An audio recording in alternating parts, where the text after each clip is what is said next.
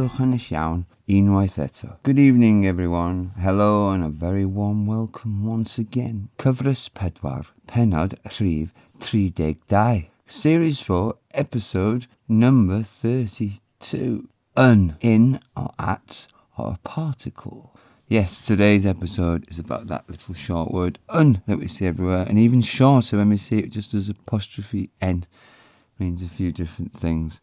So I'm going to be going over that, and that's what this web lesson's about. Introducing a new way of representing some sentences on a new little module there, allowing you to see a colour-coded version of the sentence, so you know what word types you've got.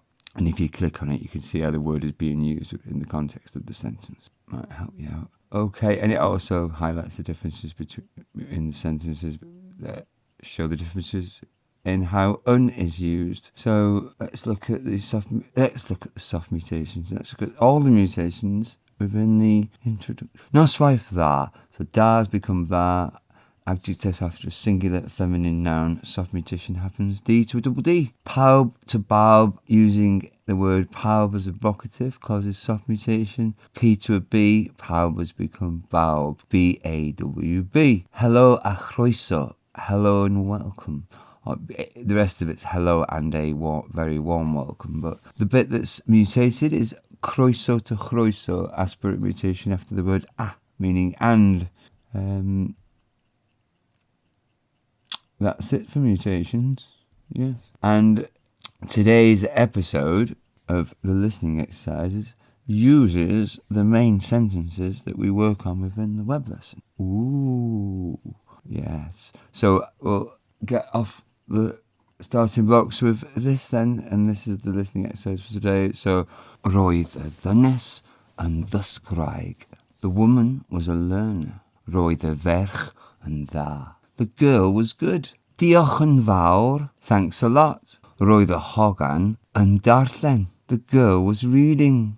Okay, so I've taken different words for woman and girl here. Give you some past tense and shown you different uses of There are a few other sentences on the web lesson that add to that, and I'll read them out as well now. And they are the ones I've just read out now, ones using it as a particle, but there was other ones use it as a preposition. In other words, particle ones are just sort of linking words together, and the one I'm going to read to you now that aren't part of that story are using it as a preposition, so when you mean the word in or at. So the sentences, when I finally scroll to the top of the page for that, are this.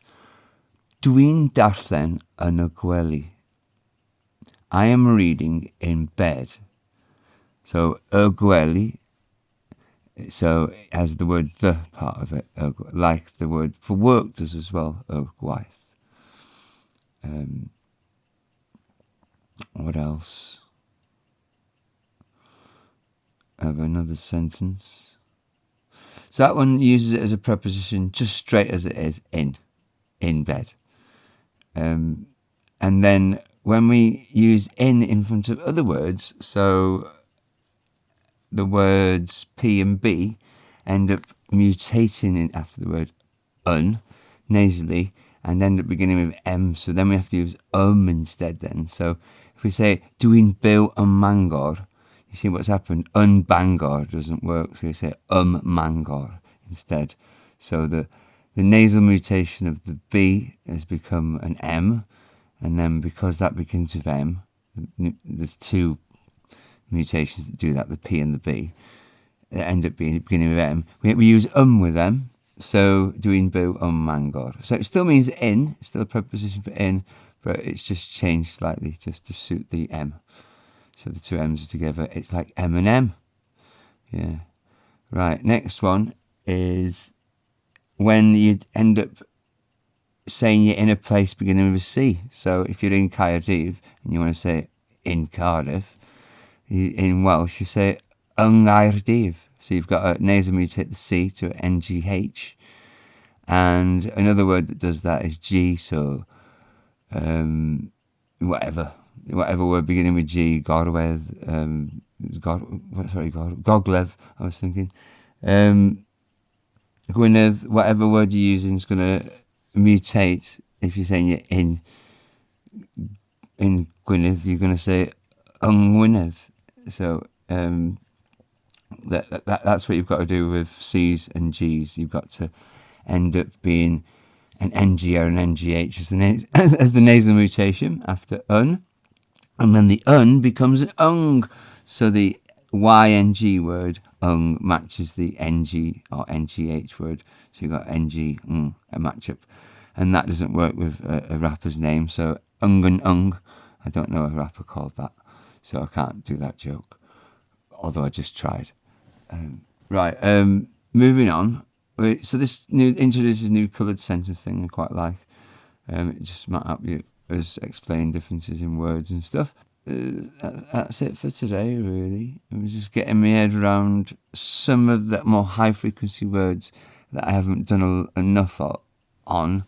I'm going to weave in and out of doing other things, so try and change it up a bit here and there for you. We will come back to the comedy videos, and we'll come back to all the other bits and bobs I've done, and I will come back to the things that I've said I will do. Like I introduced this coloured sentence thing quite a number of episodes ago, just to say that that's what I'm working on, and I've been continue to work on it. I'm using it now on this episode, so I don't forget what I said I'm going to do, like the different words for roses, for instance. I haven't forgot. I'm going to weave it in where it's suitable. Right, so what else have we got? So obviously the word roedd for was is getting hit home in this as well. And lots of things going on with these particles, so let's start looking at them then. So we've had the three different and ung.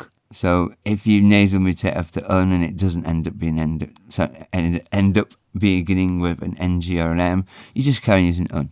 So, and then moving on to the particle uses, we have the, I don't used to say it, predicative particle with a noun. And what that's basically saying is, the man is a learner. You're saying something is a noun. Are you using a construction of board and there's a noun at the end and you're separating the noun from the construction. So, or the sentence uses an un as a predicative particle, saying something similar to something was or is a noun. It's also known sometimes as a complement marker, and the complement of the sentence completes the meaning of an expression, and it's used to connect the subject, the pronoun or the noun, to the predicate. I don't know how you pronounce it, noun or adjective. So that's what's happening there. So mae'r dyn and ddysgwr. The un is there between the noun and the noun. Dyn and dysgwr, which is soft mutated. So you get a soft mutation with that one after that un when you're using it with a noun.